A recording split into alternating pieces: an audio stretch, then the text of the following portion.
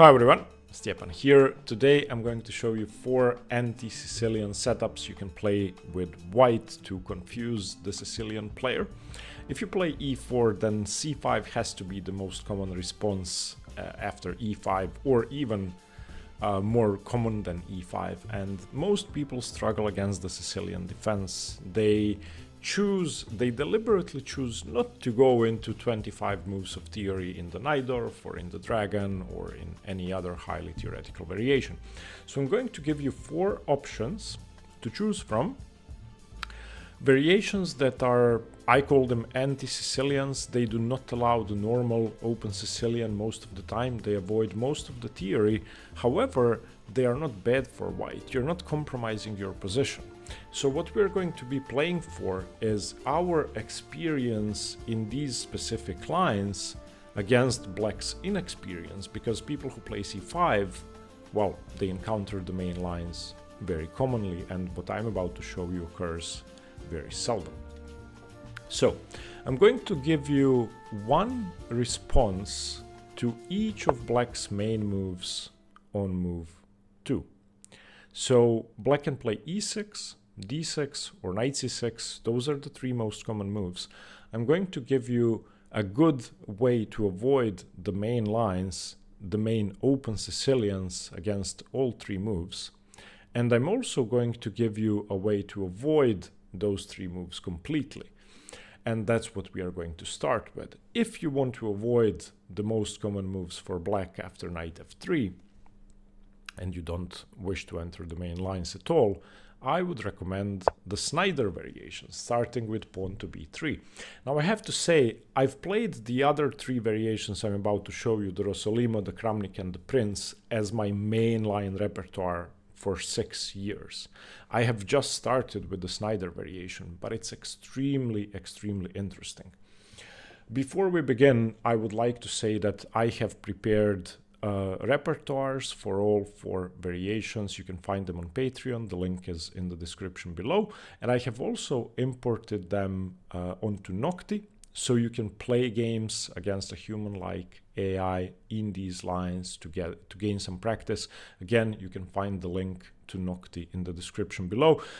If you would like to get a discount on Nocti to unlock all the premium features, use the code Hanging Pawns.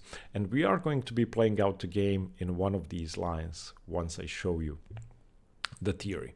So I'm going to be focusing on ideas and patterns instead of highly theoretical variations, because I want to teach you how to play these setups. The Snyder Variation is very interesting. It starts with pawn to b3, so that means that our bishop is likely going to be developed to b2. What that means is that we are going to have influence over this diagonal, and if I had to compare this to any other opening to give you a good idea of what we're playing for, I would compare it to the Dutch in reverse. So white's plan should be pawn to f4, knight to f3, and playing for all the dark squares, trying to control the e5 square in particular and the d4 square. So don't play knight f3 lightly in these lines. Your ideal setup is bishop on b2, pawn on f4, knight on f3. Now, with the light squared bishop, it depends on what black plays, of course. Sometimes, as is the case in the Dutch, we are going to put the bishop on e2. Sometimes, if given the opportunity, we are going to play bishop b5, trade that bishop off, and close down the structure with d3. So, after b3, black has a couple of very common moves. The most common move is knight c6. Again, I have covered more in the repertoire and in the PGN you can download. You can find many different lines, but let's focus on what's by far the most common move. Okay, so bishop b2. And now black has a multitude of choices. a6, d6, e6, e5, knight f6, d5, g6 is the only unplayable move because it loses the rook on h8. So there are many ways for black to approach this. The most common way, though, is d6, and most Sicilian players are going to choose the move d6 because it makes most sense. When they play d6, I would recommend bishop b5, because once again we're playing for d4 and e5 and for all the dark squares, so Similar to what we do in the Spanish when we play bishop b5 on knight c6, we are trying to undermine the defense of e5. In the Spanish there's a pawn on e5, here there isn't, but it makes no difference, we're still playing for e5. Again, you can translate this to the Nimzo-Indian, to the Bogo-Indian, we're playing for the e5 square. Bishop d7, and now, again, we don't play knight f3. We play f4. This is our setup. You can call it the Grand Prix if you want, but it's not the Grand Prix because the bishop is on b2. So I think the Dutch in reverse is a good name for this particular opening, if played correctly. Knight f6. Now, d3 is a part of our setup most of the time, but I prefer the move queen e2. And if the knight should come into d4, that's no big deal. We can trade that off. Take on d7, queen takes, and simply knight f3 is going to overwhelm this pawn, so that's really no big deal. So I prefer queen e2 because it develops a piece. Black is going to continue queen b6 or e6. There are many choices. If queen b6, I like the move knight c3. And once again, if something like e6, we just continue developing. We want our knight behind the f-pawn. If they start with e6, we go knight f3, bishop e7, both sides castle. d3, a6, we take that knight, of course, takes, bishop takes. And now, I wouldn't call this theory anymore, we are going into middle game ideas. But I like the move c4 here. So don't be hesitant to play c4 when there's a pawn on d6, because even though you're giving away d4, there's really no way for black to use that. And our key positional idea here is to prevent the move d5. And again, we still have sufficient control over the dark squares. The knight on b1 has enough squares. I like the plan of going knight c3, d1, e3, and playing for either f5 or e5. But again, there are many different plans. For example, if knight h5, g3 defending the pawn, b5 breaking the center, knight c3, maybe, I don't know, knight f6, rook a e1. We have these two moves. We also have g4 if we want to prepare it with h3, king g2, and so on. It's just a very nice attacking position for white. And again, you're avoiding a ton of theory. Now, a very committal move black can play, a move that makes a lot of sense, is e5. And e5, the same way you would play against the Nimzo-Larsen attack with b3, bishop b2, e5 is the most direct attempt to simply shut down the diagonal, to shut down the bishop on b2. But we can immediately strike at that pawn with f4. And we are going to play this like a king's gambit, like a Vienna gambit, like whatever you want to call it, f4. We just have to get rid of that pawn. Now, d6, of course, f6 is unplayable. d6 is playable. But if we get a position like this, then, you know, black is going to have to take care of this pawn. It really doesn't look that good. If knight d4, now we can throw in bishop b5. And once again, d3 trade off that bishop and put pressure on e5. If at any point f6 is played, then the black king is terminally weak. So on f4, most players with black are going to take. And now we just play it like a king's gambit. Knight f3. We can forget about this pawn. We don't care about this pawn. Knight f6, e5, definitely e5, knight h5, queen e2. You can see that this looks like a gambit opening. And because of this bishop, black has to be extremely careful. For example, any bishop e7 runs into the immediate e6. So e5, I wouldn't say is a problem. e6, it's going to transpose to the main lines. e6, though, is the only move against which I like playing knight f3. So this is something, if you play f4, you're going to have to watch out for d5. e6 prepares d5. So if you go f4 too early, your center is going to just vanish. So e6 is the only move against which I prefer knight f3. Because now d5 isn't so good, so most people are going to play d6. And now we can transpose into a weird open Sicilian with the bishop on b2, which I think is slightly favorable for white. So takes, takes, knight f6, takes, takes, and e5. This is a theoretical line that has been played many times, and after d5, queen d8, king d8, white just has a slightly more comfortable endgame, and the weakness on e5 is just dreadful. So e6, and if they go knight f6, this is provoking e5, so let's play e5, knight d5. Now we don't overcommit with f4 in this position either, because black hasn't committed their pawns. Again, since the knight is weirdly placed on d5, let's not overcommit. Let's play knight f3, play it slow. If this knight f6 is almost never going to be played, but I actually like the idea of a double fianchetto here. This is what most people play anyway.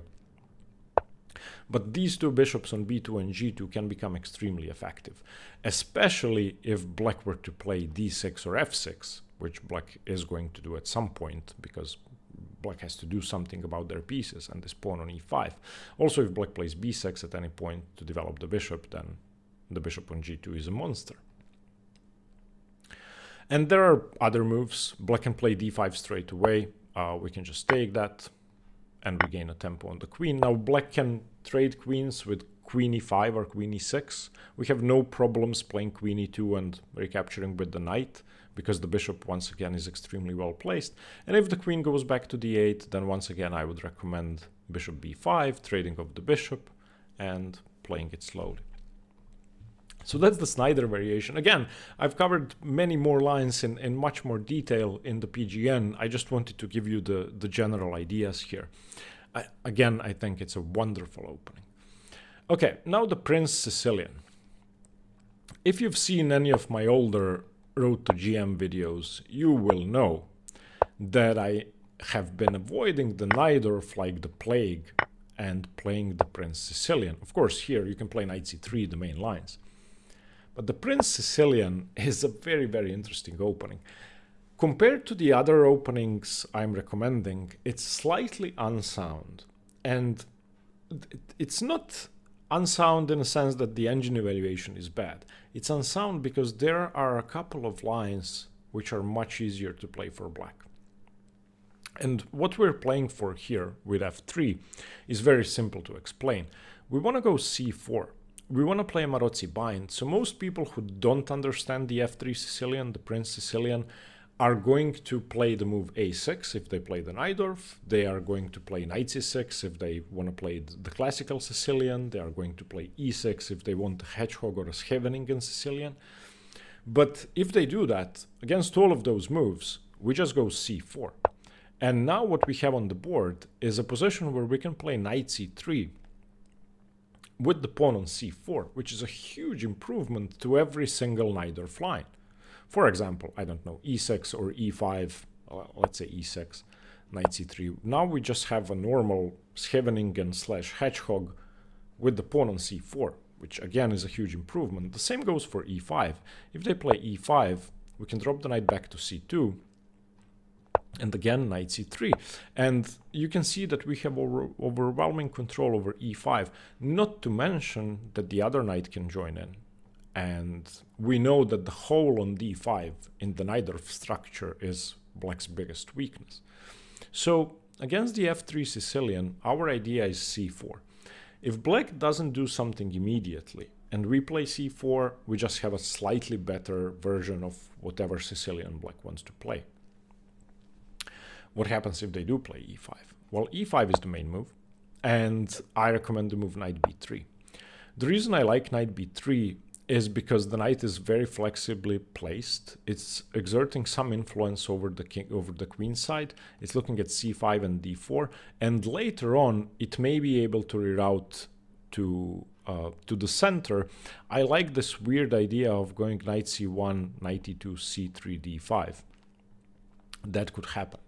Also, the knight could, of course, go to d2 and support the king side if needed, or go knight d2, knight f1, knight e3, looking at f5 and g4. So the knight isn't badly placed.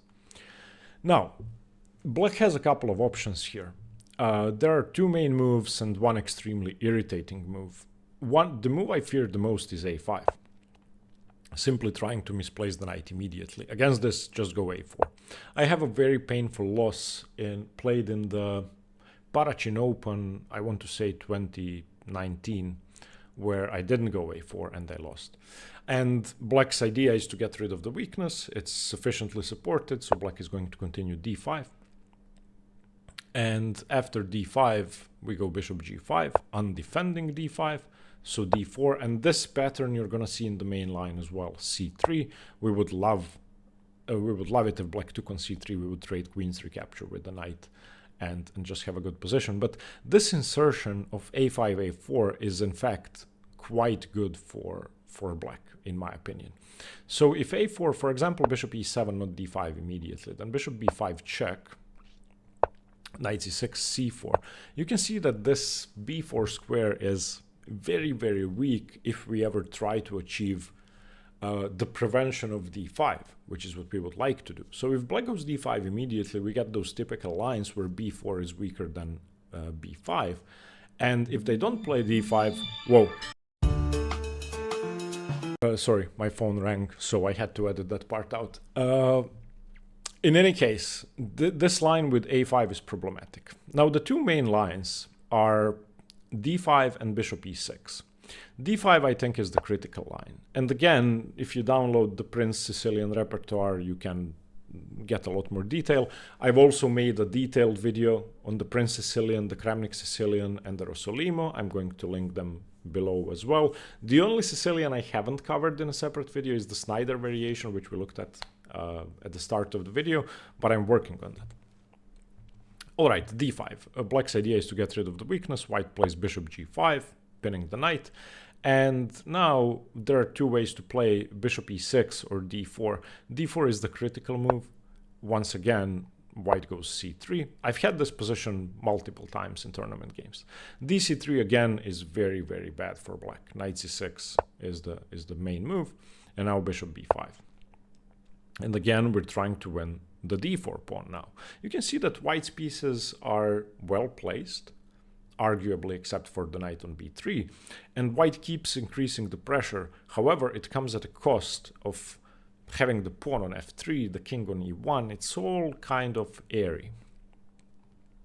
Okay, if bishop e7, that's bad. We just take on d4. So black needs to react quickly, h6. And on h6, we go bishop h4. Queen b6 is the main move, forcing us to take. We cannot afford to lose a tempo. And the queen looks at these two squares. So bishop c6, bc6, cd4, and bishop a6. This is sort of the end of the theoretical line. I've had this position in 3 tournament games. I've played various moves here. Bishop f2 and bishop g3 are what I would play now. Queen c2 is okay, preparing to challenge the queen. But yeah, you will figure this one out on your own. It's past theory, but it's a very dangerous position. So this is, in my opinion, the optimal way for black to play. Now, the most common idea is bishop e6 instead of d4. And I think this isn't challenging for white at all. I've faced this multiple times as well. We just take on f6. Now, if queen takes, we win a pawn. So g takes is pretty much forced. And now we take on d5. Black can take with the queen, in which case we are very happy to trade the queens off. For example, queen d5, bishop d5, knight c3, bishop e6, castles queenside. What could possibly go wrong here? We're down the bishop pair, but black has an awful pawn structure, and they will have to go for f5, e4 eventually. So what I like to do in a position like this is eventually prepare g4, if I have time to. It's very risky, but if I can prevent f5, I'm happy. And there are many lines from here. Again, you will find them in the PGN. There are alternatives to bishop e6 here. Black can play bishop c6 or bishop b4.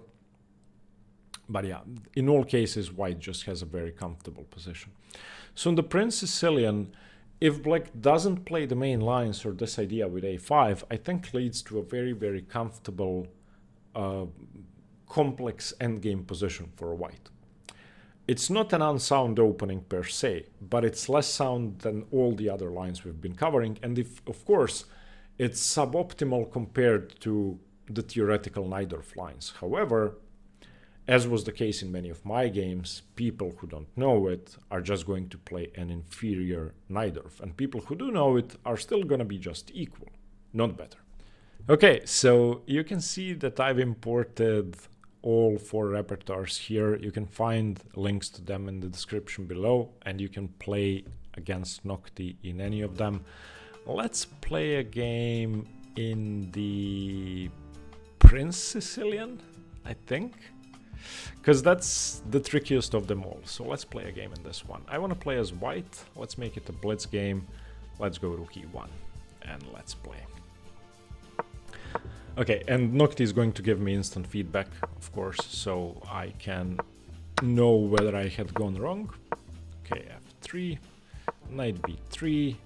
Against this I go c4. This I haven't shown in detail in the video, but black's idea is to capture the pawn on c4, and we are going to allow black to do that. So we go bishop e3,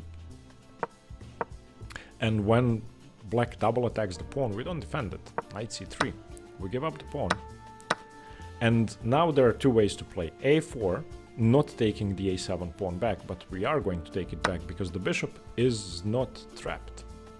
Okay? And now if the rook comes to c6, we can simply go knight b5, or if the queen comes to a8. So now we go queen d3, chasing the rook to c6 or to c7. Okay, knight b5. Should queen c7 is a weird move. I don't remember seeing it before. Okay, a4 definitely, because eventually we want to free up the bishop with a5 anyway. I wonder what Nocti does here. d5. Ooh, that's interesting. d5. Should I just castle and give up a pawn? I feel like that's incorrect. So yeah, I'm gonna take. I don't wanna. Oh, but there's bishop b4 coming. Interesting. This is interesting.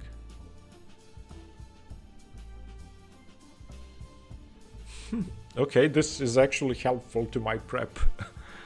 Okay, so if I don't take the pawn, then bishop b4. How do I get out of this? Okay, I'm castling. I'm giving up the pawn and opening up the f file. Seems too scary to allow bishop b4. Okay, takes. Black still has to watch out for knight c7. Bishop b4 anyway, that's weird. If I go rook d1, I'm threatening knight f6, because queen f6 loses the rook and knight f6 hangs mate on d8. So maybe I go a5 now to free up my bishop, but it loses the knight. So maybe rook a d1 is correct. No. Okay, my bishop seems stuck now. I made a very, very bad mistake. What do I do? Can I go knight c3, knight d5? Maybe. But that loses the a pawn. Now you can see why playing against Nocti is useful. Maybe I can go g4. Maybe I can also defend my e4 pawn. Oh god, I don't know what to do. Because rook a8 is coming. What do I do?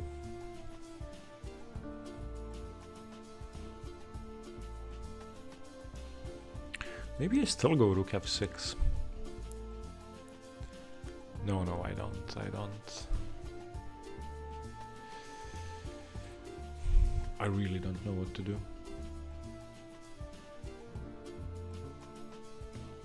Maybe knight d6. Knight d6, bishop d6, queen d6, queen a4, bishop b6. I kind of like that. But I'm hanging the knight on c3. Okay, I'm just gonna try it because I'm wasting too much time. It's okay. Queen a4. Okay, what do I do?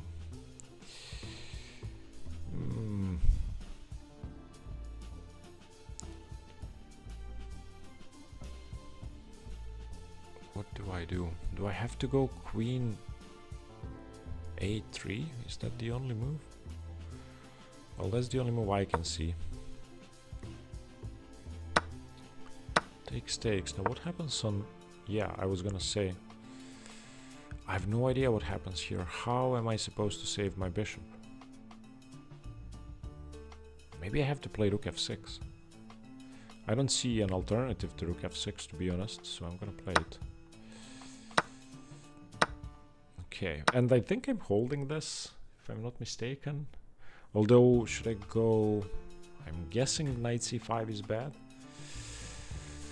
But that's the only way to hold on to material. If I go knight d2, then... Oh, there's no rook d8. Okay, I can go knight d2. I was afraid of rook d8. I have time against this, because I can bring my king closer.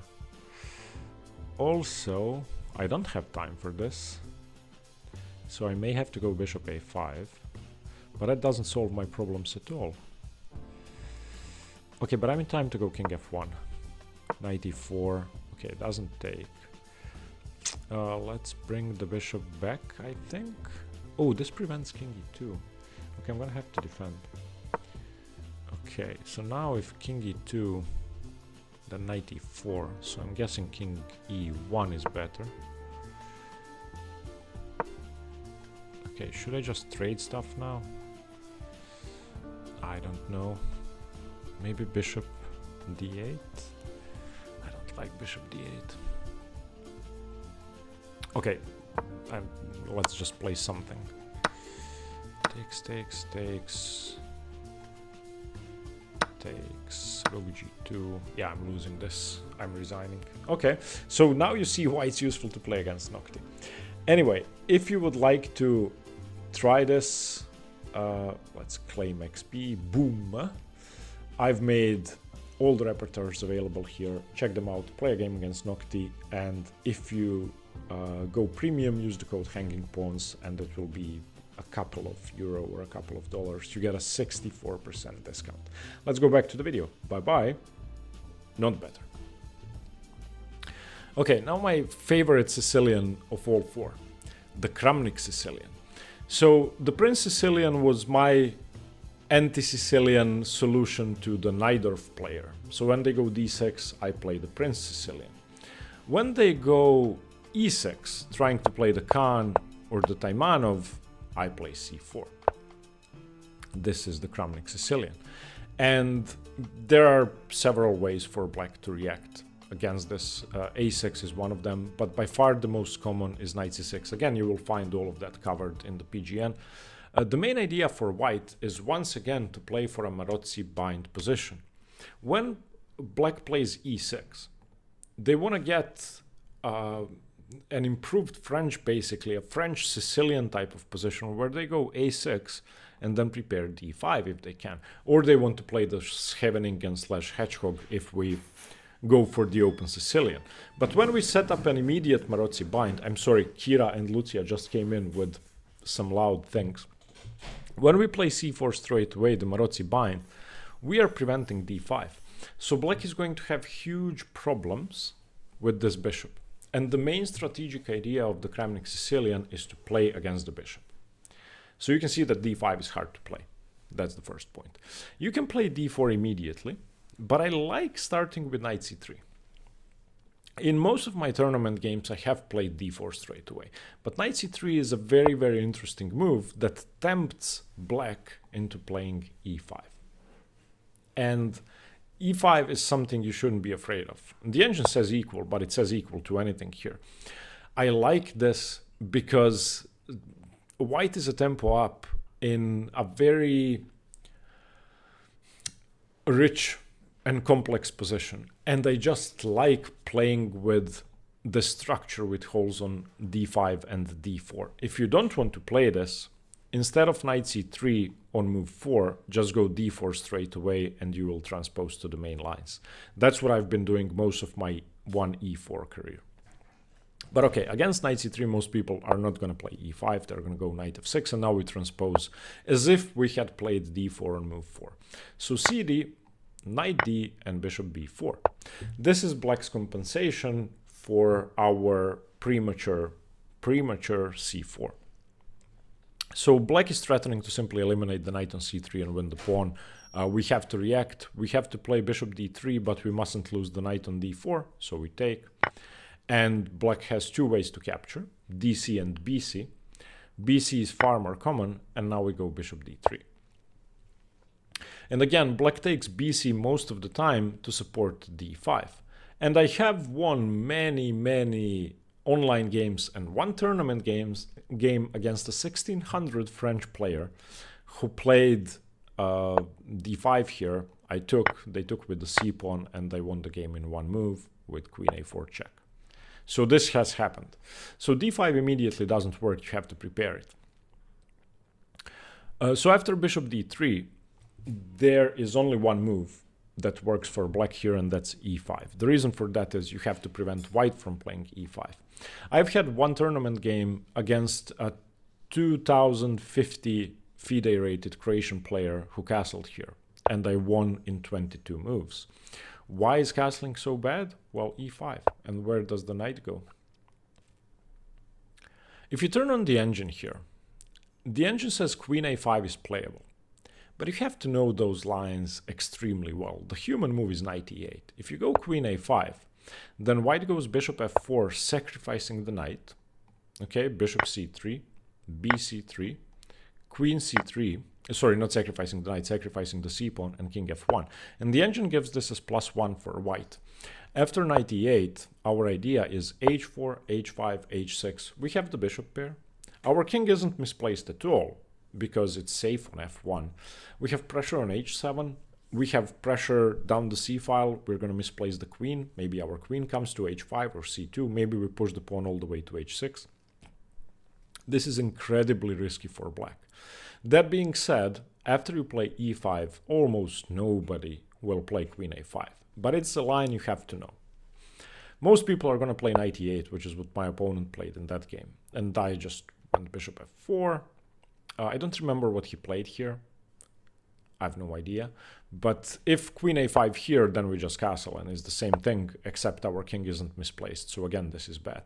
So in short, black shouldn't allow e5. Black should go e5. And this is where the Kramnik Sicilian really begins. Both sides castle. Now here you have a choice. You can go queen c2, queen e2, f4, bishop e3, h3, a3, rook e1. There are really many moves. But you have to remember that once again you're playing against this bishop. And black's aim should be d6 at some point. So I've played games where I went queen c2 and prevented the doubling of my pawns, but I stopped doing that because I love having doubled pawns on the c-file. The reason for that is simple. If queen e2, which is what I play now, takes, any d5, I just exchange and I have another pawn coming to c4. So I love this. So something like queen e7, f4, d6, I just like white. So there are many moves from here. And this is where you, if you're an advanced player, you have to start studying here. Now in the PGN and in the Kramnik Sicilian video I made a few years ago, you can find details on all the other variations. But for now, let's call it a day with the Kramnik. Now the final anti-Sicilian, if you could even call it that, is the Rossolimo. And the Rossolimo is my dream opening for both sides. There are very few openings other than the Rossolimo, the exchange Caro-Kann, and the Queen's Gambit declined exchange, basically the Carlsbad in all variations, that I like playing with both sides. And the Rossolimo is one of them. So I promised to give you one move against e6, one move against d6, and now we're going to have a look against a move against knight c6. So all three main black moves on move 2. Of course, if you want to play the Kalashnikov, the Sveshnikov, the whatever open Sicilian, go d4. If you want to avoid the main lines, play the Rossolimo. Now, the Rossolimo is not a sideline at all. It's a very popular main line opening. It's completely sound. White is slightly better. You're not compromising anything. You're not giving away any ground. And the ideas in it are pretty simple. Your idea is my idea. This is how I approach the Rossolimo. I want to eliminate the knight, play d3, and have a good closed Sicilian without a bishop on e2 or on c4 or on b5 getting chased away and me having to play a3 or a4. So that's how I played. Of course, black can play queen b6, black can play knight d4 in some lines, black can play queen c7, preventing the doubled pawns, but most people are going to play g6, d6, or e6, which are the three main moves. Again, in my video on the Rossolimo, you can get a lot more detail, and in the PGN I've prepared, you can get all the lines. But our idea is going to be to take this knight, whatever happens. There are two ways to play the Rossolimo. Some people go castles and rook e1 to give the bishop the f1 square. Some people take on c6. I'm the latter. So g6, which is the main move, we take. Black can take both ways. Normally when I have the Rossolimo with black, I take with the d-pawn. That's slightly more positional.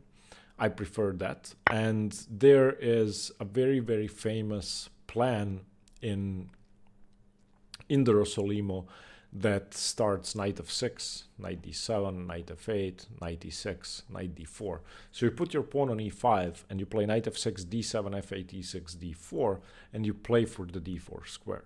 That's how I like to approach the Rossolimo, but you know me, I'm a strategic positional player, I don't like sharp positions. People who like sharp positions take with the b-pawn, and taking with the b-pawn makes more sense positionally because you're supporting d5. You're going to break down the center.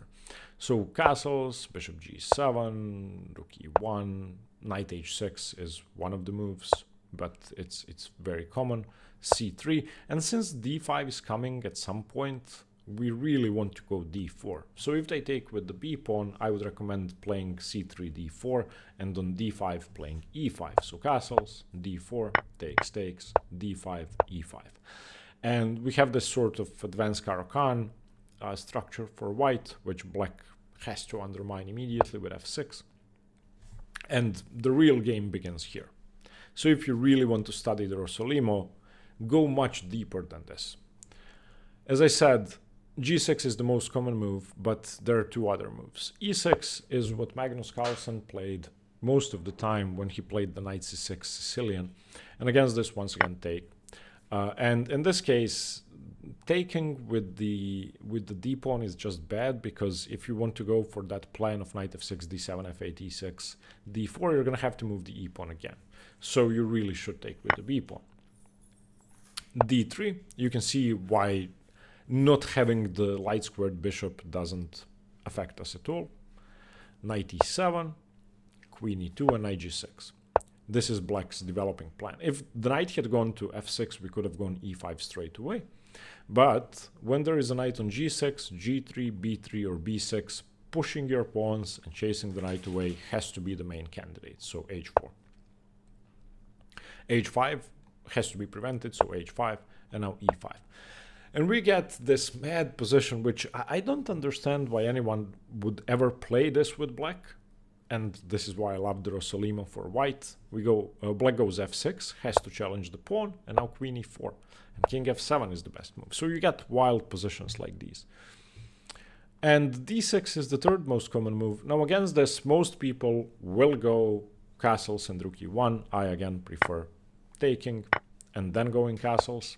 Black is going to go e5 most of the time, but we are going to break that center. We go d3, we go c3, d4, knight f6, rook e1, bishop g4, which is one of the moves, h3, bishop h5, and d4, and you get this sort of wide open position where white has a lead in development, and I think a favorable position. So that's the Rossolimo. Once again, you can find detailed videos on the Prins Sicilian, Kramnik Sicilian, and the Rossolimo attack in the description below. You can also find the PGNs for all 4 variations, and you can play these out against Nocti, which is, in my opinion, the best way to learn late opening positions, complex positions, and gain experience that you would normally get against a human. Thank you for watching. Let me know what you think, and stay tuned for more chess. Bye bye.